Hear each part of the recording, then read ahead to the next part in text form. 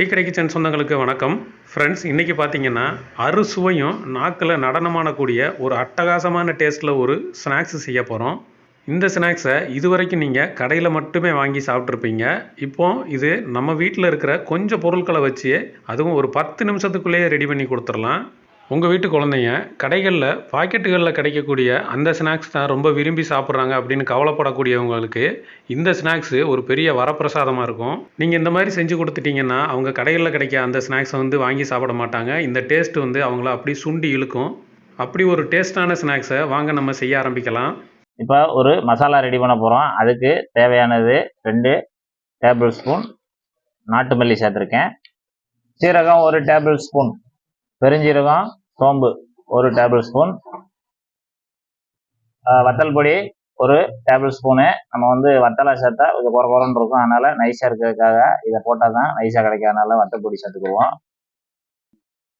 மஞ்சள் பொடி 1/2 table spoon. இது பிளாக் சால்ட்டு, இது ஒரு வகையான உப்பு தான். அதை ஒரு 1/2 டேபிள் ஸ்பூனு இதில் சேர்த்துக்குவோம். இப்போ டேபிள் ஸ்பூனில் 1/2 ஸ்பூனு நம்ம தூள் உப்பு அதை இதில் சேர்த்துக்குவோம்.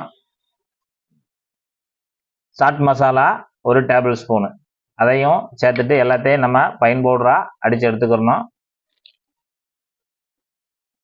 இப்போ அடித்து எடுத்தாச்சு. இந்த அளவுக்கு நல்லா நைஸாக ஃபைன் பவுடராக அடித்து எடுத்துக்கோங்க. இது ஒரு பக்கம் தனியாக வச்சுக்கோங்க.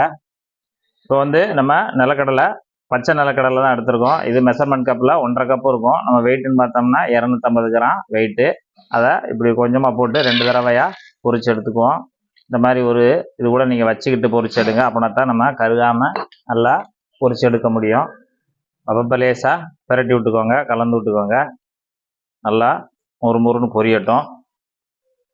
இப்போ இதை நல்லா ரொம்பையும் கருகாத அளவுக்கு நல்லா வறுத்து இந்த மாதிரி நிறம் வந்தோடனே வறுத்து எடுத்துக்கோங்க. எடுத்துட்டு நம்ம நல்லா இந்த இதுலேயே கொஞ்சம் எண்ணெயை நல்லா வடிய விட்டுருங்க.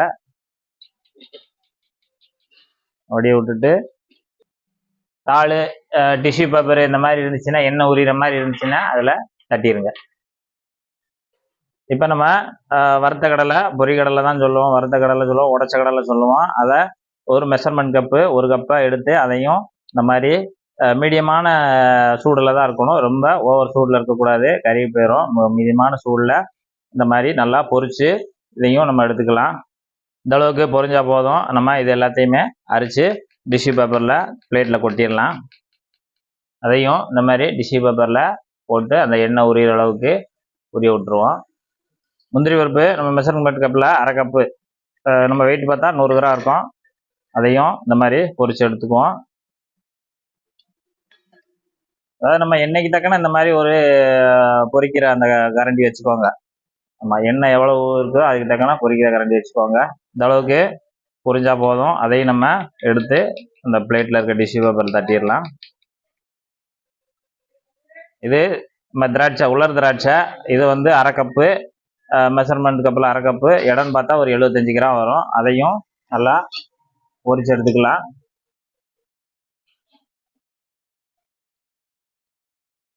நல்லா உப்பி வந்தால் போதும்.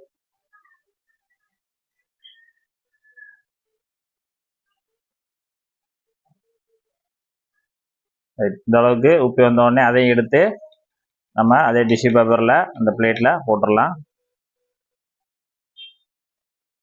தேங்காய் நம்ம ஒரு சின்ன தேங்காய்னா ஒரு 1/2 மூடி தேங்காய்க்குள்ளே இந்த மாதிரி நல்லா நைஸாக கட் பண்ணி நீட்டமாக கூட கட் பண்ணி இந்த மாதிரி அதையும் சேர்த்து பொரிச்சுக்கலாம். இப்போ நல்லா தேங்காய் அந்த ஈரச்சத்து போகிற அளவுக்கு நல்லா வறுத்து எடுத்துக்குவோம். இந்த மாதிரி நம்ம இந்த அளவுக்கு வறுத்து அதையும் எண்ணெயை வடிச்சிட்டு நம்ம அதில் சேர்த்துக்கலாம். பச்சை மிளகா ஒரு 10 பச்சை மிளகா இருக்கும். அந்த பச்சை மிளகாய் இந்த வாக்கில் கட்டி வச்சு நறுக்கிட்டு அதையும் கொஞ்சம் இதில் பொரிச்சு எடுத்துக்குவோம். கொஞ்சம் பார்த்து, பச்சை மிளகா ஈரமாக இருக்கிறதுனால ரொம்ப பொடுன்னு பொரியும், அதனால் எண்ணெய் தெரிக்கும். பார்த்து நீங்கள் பழகிக்கோங்க. பச்சை மிளகா நல்லா ஜம்முன்னு வாசம் வரும். அதே அந்த எண்ணெயில் பொரியும் போது பச்சை மிளகா வாசம் அப்படியே ஜம்முன்னு தூக்குது. இந்த அளவுக்கு நல்லா பச்சை மிளகாயை நல்லா முருக, அதாவது கருவக்கூடாது, முருகி இருக்கணும், கருவக்கூடாது. அந்த அளவுக்கு நல்லா பொரித்து அதையும் நம்ம இந்த பிளேட்டில் டிஷ்யூ பேப்பரில் தட்டிடுவோம். வெள்ளை எள்ளு 2 டேபிள் ஸ்பூனு, அதையும் நல்லா சிம்மில் வச்சுக்கோங்க. ரொம்பையும் இது சட்டுன்னு பொரிஞ்சிடும். அதனால் மெதுவாக அப்படி வச்சுட்டு பொரிச்சு எடுத்துக்குவோம்.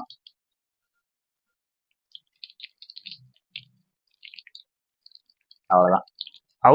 வெள்ளை அவுள் எடுத்திருக்கேன். வெள்ளை அவுள் வந்து லேசாக அந்த கொஞ்சம் குருணையாக தூசியாக இருக்கும், அதெல்லாம் கொஞ்சம் சளிச்சு விட்டுட்டு 2 கப்பு பொரிக்கணும். நான் இப்போ 1 கப்பு பொரிச்சுக்கிறேன். வெளியில வரும். இந்த அளவுக்கு எல்லாத்தையும் நல்லா பொறுன்னு பொரிச்சு எடுத்துக்குவோம். தட்டி கருவேப்பிலை நல்லா ஒரு 4-5 இனுக்கு இந்த மாதிரி கொத்தா கூட எடுத்து அதை அப்படியே உள்ளே போட்டு அவ்வளோதான். அப்படி அமைக்கிட்டு எடுத்துடலாம். அவ்வளோதான், நம்ம ஸ்டவ் ஆஃப் பண்ணிடலாம். அவ்வளோதான், நம்ம எல்லாத்தையுமே பொரிச்சாச்சு. நம்ம வந்து அதை கலவை பண்ணணும். பொரிச்சு வச்சுருக்கக்கூடிய எல்லாத்தையுமே இந்த மாதிரி ஒரு குண்டானில், நல்ல ஒரு குண்டானில் நம்ம வந்து மசாலா மிக்ஸ் பண்ணணும். அதுக்காக இந்த மாதிரி குண்டானில் எல்லாத்தையுமே சேர்த்துக்குவோம். நம்ம பொரிச்சு வச்சுருக்கக்கூடிய அவலையும் இதில் சேர்த்துருவோம். நம்ம பொரிச்சு வச்சுக்கூடிய கருவேப்பிலை அதையும் நல்லா உருவி இதில் சேர்த்துடலாம். இதை நல்லா கலந்துக்கிடலாம். ஒரு தடவை இந்த மாதிரி ஒரு மூடியை போட்டு நல்லா ஒரு தடவை கலந்துக்கங்க. பருப்பு எல்லாம் கலக்கிற மாதிரி கலந்து விட்டுக்கோங்க. இப்போ நம்ம வந்து மசாலா அடித்து வச்சுருக்கோம் பார்த்தீங்களா. ஏற்கனவே நம்ம மசாலா வீடியோவில் பார்த்துருப்பீங்க. அந்த மசாலா அதை அடித்து வச்சுருக்கோம். இது வந்து நம்ம உப்பு எல்லாமே இதிலே கலந்துருக்கு. அதனால் நம்ம மசாலா போட்டு மட்டும் நம்ம கலந்துக்க போகிறோம். அதாவது சுவைக்கு தக்கன போட்டுக்கோங்க, கூட்டி குறைச்சி. நம்ம நிறையா இருந்துச்சுன்னா எல்லாத்தையும் போடணும்னு அவசியம் இல்லை, நம்மளோட தேவை தக்கன போட்டுக்கலாம். இப்போ நான் வந்து இதில் 2 ஸ்பூன் போட்டு மிக்ஸ் பண்ணிக்கிறேன். 2 டேபிள் ஸ்பூன் அந்த மசாலாவை போட்டு நான் நல்லா கலந்துக்கிறேன்.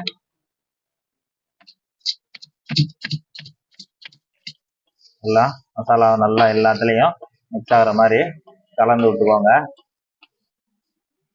1 டேபிள் ஸ்பூனு நம்ம வந்து ஜீனியை பொடி பண்ணி வச்சுருக்கோம். அதை மறுபடியும் இதில் சேர்த்து நல்லா கலந்து விட்டுக்குவோம். எல்லாத்தையுமே நல்லா கலந்து விட்டுருங்க. அவ்வளோதான், நமக்கு ஒரு ஸ்நாக்ஸு தயாராகிடுச்சு. இந்த ஸ்நாக்ஸ் பார்த்தீங்கன்னா நம்கின்னு சொல்லுவாங்க. இது நார்த் இந்தியாவில் ரொம்பவே ஃபேமஸ்ஸு. நம்ம ஏரியாக்கள்லையும் கிடைக்கும். ஆனால் பாக்கெட்டுகளில் மட்டும்தான் வரும். அதோட டேஸ்ட் வந்து ஒரு சிலருக்கு பிடிக்காது. ஆனால் இந்த மாதிரி நீங்கள் போட்டு சாப்பிட்டீங்கன்னா அட்டகாசமாக இருக்கும். இன்றைக்கே நீங்கள் இந்த மாதிரி ட்ரை பண்ணி பாருங்கள். மறக்காமல் எப்படி இருக்குங்கிறதையும் கமெண்ட்டில் சொல்லிடுங்க. நம்ம அடுத்த வீடியோவில் சந்திக்கலாம். நன்றி, வணக்கம்.